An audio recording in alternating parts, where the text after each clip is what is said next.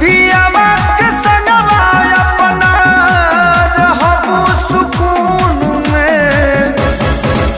बेवफाई भरल बा तोरा खून में, गली सुन के चल जाइए जून में।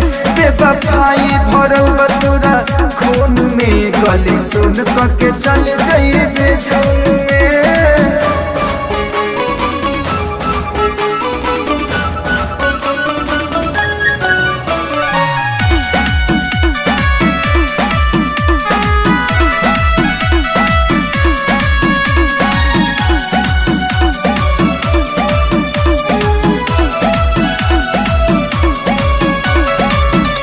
मुवलो से बेसी हदीनवा बुझाई जानू, सोझा हमारे जब तोहरो मारो कड़ाई।